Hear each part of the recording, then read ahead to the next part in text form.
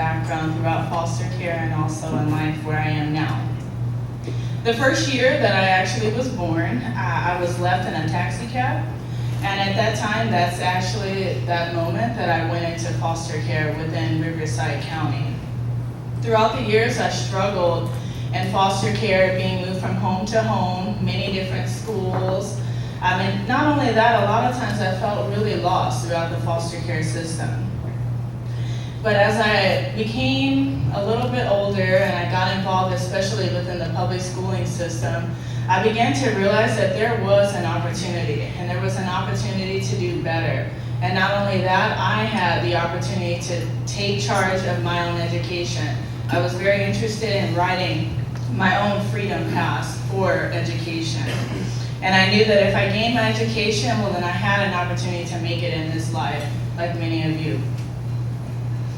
A lot of times I struggled throughout school. In fact, didn't really make sense, because I gained quite a few certificates and awards and recognitions, but in the end, those recognitions were for perfect attendance. And I found out that really my safe haven was going to school.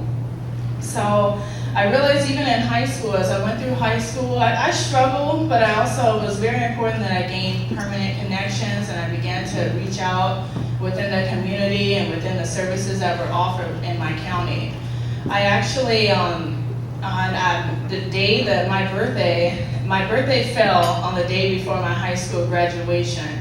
And so that meant, of course, for many of our foster kids, once they turn 18, that's emancipation, and that means, of course, as many of you think, adulthood. Well, for me, it wasn't quite adulthood. It was a fear of going into the world and not having anyone or the resources that I needed. So I decided at that time that I wanted to make a difference, not only in my life, but also many of the youth that are currently in foster care now. I, again, graduated from high school. The next day, on my birthday, or the day before actually, I ended up going to my graduation and trying to find transportation to my graduation. So I was homeless the night before and then going to graduation the next morning, which most people don't imagine that, but for me, that was my 18th birthday. Later, I went through San Bernardino County. My county didn't offer much support for the transitional housing, so I ended up homeless for quite a while, but San Bernardino County, actually, they had a program there that gave me an opportunity to go to school, live in an apartment with other foster youth or former foster youth, and I was able to really gain the resources that I needed. So I decided, well, you know what, this is my opportunity to pursue my education, because I knew that's really all I could do to make it in this life. I ended up going to the local community colleges. I graduated with 2 Associate of Arts degrees in this past 2012. And I decided that I wanted something better, something more. And I knew that in order to do that, I'd have to, of course, step foot on that university campus. That was a fear, but of course I made it through. And I recently graduated as of this past Sunday. And what made this graduation so special is, of course, my birthday landed the day before graduation again.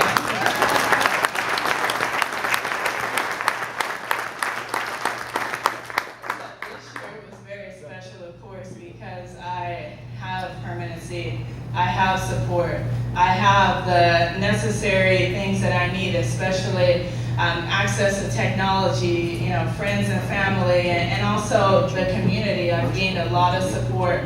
And these are the things that we see, especially for our foster youth that are currently in foster care. A lot of them, they lack some of the support.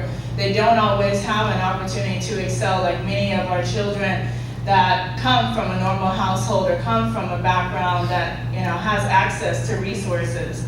And these are the things that I promote, even with growing up in foster care, former foster. I'm sorry, I've become very emotional with speaking to such a crowd. But I hope that this would inspire you and inspire many of our foster youth, because again, I am the voice for them.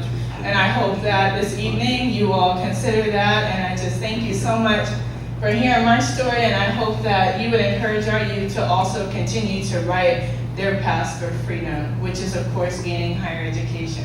Thank you.